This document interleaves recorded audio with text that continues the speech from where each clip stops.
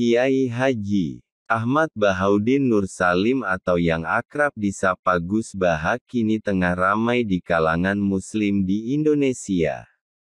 Bahkan di tahun 2020 beliau dinobatkan sebagai Dai of the Year Asosiasi Dai-Daiyah Indonesia. Gus Baha dikenal sebagai ulama tafsir yang memiliki pengetahuan mendalam seputar Al-Quran. Kajian-kajian yang beliau bawakan terkesan rileks dan santai, tetapi syarat akan ilmu yang dikupas mendalam. Gus Baha kini menjadi idola banyak orang. Walaupun namanya sudah dikenal halayak luas, akan tetapi kesederhanaannya masih tetap melekat pada diri beliau. Penampilan Gus Baha yang apa adanya dengan kopiah hitam, kemeja putih dan sarung menjadi ciri khas beliau. Pembawaan ngaji Gus Baha sangat digandrungi dan mudah diterima umat Islam dari berbagai latar belakang ormas maupun golongan. Tak heran di setiap petuah yang disampaikan begitu mengena di hati para muhibinnya. Sebelum menyimak kata-kata bijaknya, bagi yang belum subscribe silakan klik subscribe dan klik juga loncengnya, dan bila menyukai kata-kata bijak ini silakan klik like-nya. Bagi yang sudah subscribe haturkan terima kasih, semoga bermanfaat.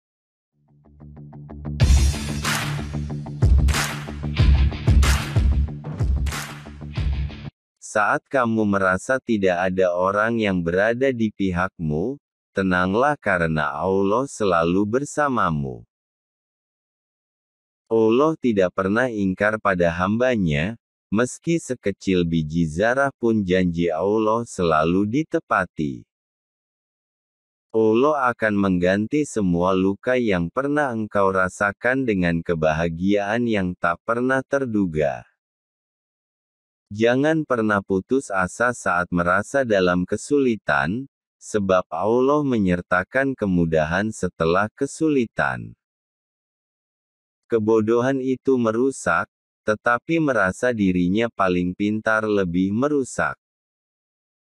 Jangan membenci orang yang sedang kafir saat ini, bisa saja suatu saat orang tersebutlah yang mensyafaati kamu.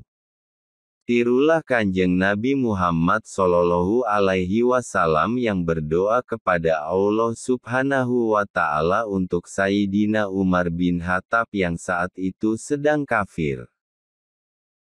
Yang abadi adalah yang kita sedekahkan. Hidup yang keren adalah hidup yang pola pikirnya menunggu waktu ibadah sambil melakukan kemanfaatan. Dalam beragama Islam itu harus dijalankan dengan bergembira, sehingga kita tercatat sebagai hamba yang bersyukur. Kita diminta untuk saling mengenal dan saling menasehati, bukan saling menilai dan saling menghakimi. Sejatinya masih banyak yang lebih susah dari kita, namun tidak perlu kita sesali. Terkadang orang yang jauh lebih susah mereka lebih tabah dari kita. Hidup itu biasa saja maksudnya yang penting soleh, punya hati soleh, rezeki minallah, pokoknya ta'alluq sama Allah. Makanya Nabi Muhammad itu paling marah kalau suatu kebaikan itu menjadi problem. Kalau agama jadi problem, maka masalah besar. Makanya saya ngaji di mana-mana itu suka seperti ini, ya kayak gini, mejanya tidak jelas, pengunjungnya juga tidak jelas. Sebetulnya, asal Anda hatinya mukmin dan sebesar apapun dosa Anda, akan tetap punya kemungkinan diampuni. Karena tidak mungkin lafaz Allah, la ilaha illallah, bisa kalah dengan lainnya, setumpuk dosa Anda.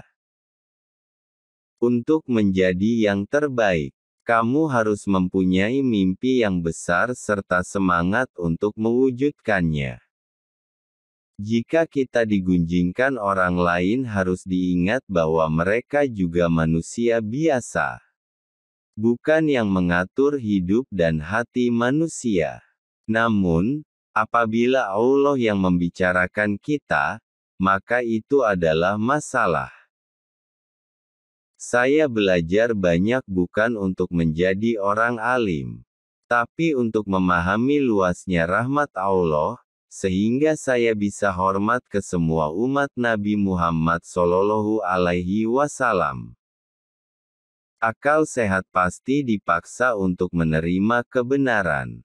Sehingga kebenaran tidak perlu digembar-gemborkan secara serius dan ngotot. Kebenaran itu mudah diterima. Orang yang tidak mampu melihat kekurangannya sendiri, sulit bisa melihat kelebihan orang lain. Kadang kebahagiaan datang kepadamu tanpa kau mengetahui sebabnya. Tapi yakinlah, bahwa kebahagiaan itu datang mungkin dari doa orang yang mencintaimu. Niat sodako yang benar adalah ini uang Allah dan saya berikan lagi kepada Allah. Hilangkan kata aku. Keburukan bisa dikenal orang karena dimaklumatkan, diumumkan, di-share. Kebaikan bisa dikenal orang juga karena dimaklumatkan. Maka celakalah ketika keburukan dimaklumatkan, sedangkan kebaikan tidak ada yang mau memaklumatkan. Jika Allah mengabulkan keinginanmu itu bukti Allah Maha Baik. Jika tidak dikabulkan berarti kamu menyembah Zat yang benar-benar Maha Kuasa Maha Perkasa, Tuhan yang tidak bisa diintervensi oleh hambanya.